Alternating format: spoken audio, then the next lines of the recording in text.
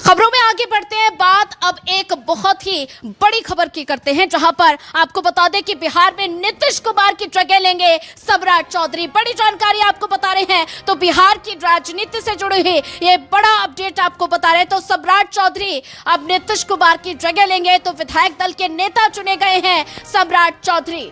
ये बड़ी जानकारी आपकी टेलीविजन स्क्रीन पर। कल मुख्यमंत्री पद की शपथ लेंगे सम्राट चौधरी और बिहार में पहली बार बीजेपी का मुख्यमंत्री बनेगा।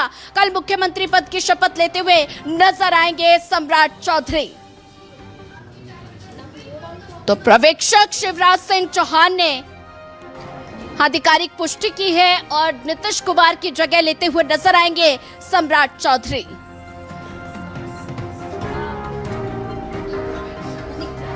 ये बड़ी जानकारी आपको बता रहे हैं। बिहार में पहली बार बीजेपी का मुख्यमंत्री बनेगा और कल मुख्यमंत्री पद की शपथ लेंगे सम्राट चौधरी।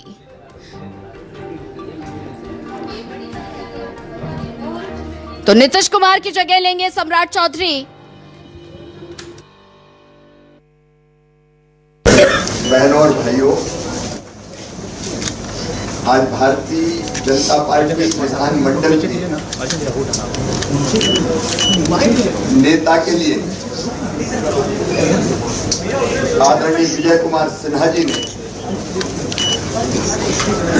आदरणीय सम्राट चौधरी जी का नाम प्रस्तावित किया।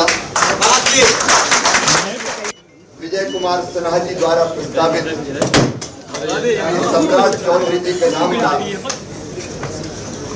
प्रस्ताव का समर्थन किया और पूरे हमारे विधायक दल ने, विधानमंडल ने सर्वसम्मति से श्री सम्राट चौधरी जी के नाम का समर्थन किया। और ये मेरे लिए जीवन में भारतीय जनता पार्टी ने जितना काम करने का मौका दिया, मैं ये कह सकता हूं कि एक राजनीतिक कार्यकर्ता के तौर पर लगभग 30 साल से काम कर रहा हूं, लेकिन पहले कोई विचारधारा नहीं था साथ। मैं इस पार्टी में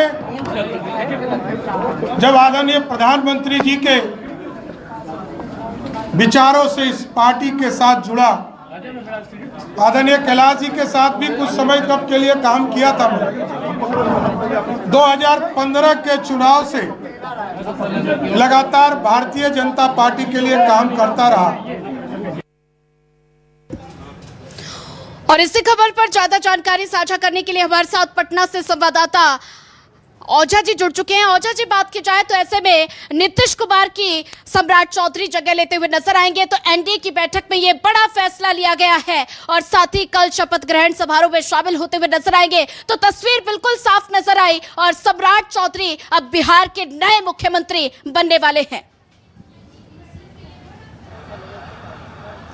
जी बिल्कुल, देखिए सुनिए, सम्राट चौधरी के नाम की घोषणा अब से कुछ देर पहले जहां बीजेपी विधायक दल की बैठक में हुई थी, जहां पे केंद्रीय मंत्री और बिहार में ऑब्जर्वर बन के आए हुए थे, उन्होंने किया।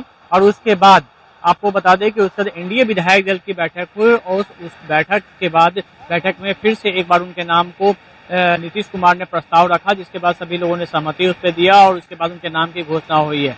लेकिन जिस तरीके से उस दौरान भी शिवराज सिंह चौहान वहां पे मौजूद रहे थे, लेकिन जिस तरीके से पूरा घटनाक्रम हुआ और पहले से यह तय माना जा रहा था कि अमित शाह और प्रधानमंत्री नरेंद्र मोदी की पहली पसंद सम्राट चौधरी हैं, और जिस तरीके से विधानसभा के चुनाव में और फिर लोकसभा चुनावों में उनकी सरगर्मी नजर आई, उसके बाद एक मजबूत चेहरे के रूप में, क्योंकि पार्टी ने 8 साल में न सिर्फ उन्हें मंत्री बनाया बल्कि पार्टी का प्रदेश अध्यक्ष भी बनाया, दोनों बार डिप्टी सीएम बनाया और पहली बार बिहार में बीजेपी के कोई गृह मंत्री बना, तो वो सम्राट चौधरी ही थे। देखिए अब अभी वो एनडीए विधायक दल की बैठक के बाद राजभवन गए हैं और अपना सरकार बनाने का दावा पेश कर रहे हैं। उनका काफिला राजभवन में जो लोक भवन है वहां पे गया हुआ है और उसके बाद वो निकलेंगे। कल बताया जा रहा है कि कल 11 बजे लोक भवन में ही शपथ ग्रहण का कार्यक्रम होगा, जिसमें कि सीएम और 2 डिप्टी सीएम फिलहाल लेंगे। आगे मंत्रिमंडल का विस्तार उसके बाद किया जाएगा।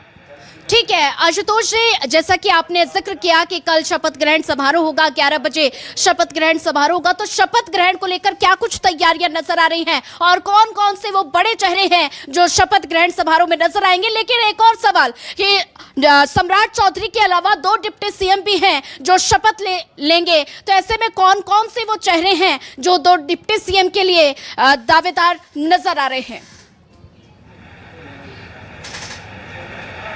देखिए, बिल्कुल जो चर्चा चल रही थी, पहले से चल रहा था कि नीतीश कुमार के बेटे निशांत कुमार का राजनीति में एंट्री तो हो ही गया है, वो डिप्टी सीएम में बनेंगे, लेकिन अभी तक निशांत कुमार को लेकर सहमति नहीं बन पाई है। जो चर्चा है उसके मुताबिक नीतीश सरकार में सीनियर कैबिनेट मिनिस्टर हैं विजेंद्र यादव, उनका और विजय चौधरी जो भी सीनियर कैबिनेट मिनिस्टर रहे हैं, इन दोनों के नाम पे अभी तक फिलहाल चर्चा चल रही है। लेकिन आधिकारिक तौर पर चूंकि जो दोनों डिप्टी सीएम के पद हैं वो अब जेडीयू के पास होंगे। इससे पहले जो सरकार थी उसमें सीएम नीतीश कुमार जेडीयू के थे, लेकिन दोनों डिप्टी सीएम बीजेपी के थे। लेकिन इस बार तस्वीर बदली रहेगी, सीएम बीजेपी का हुआ, लेकिन दोनों डिप्टी सीएम जो हैं वो जेडीयू के होंगे।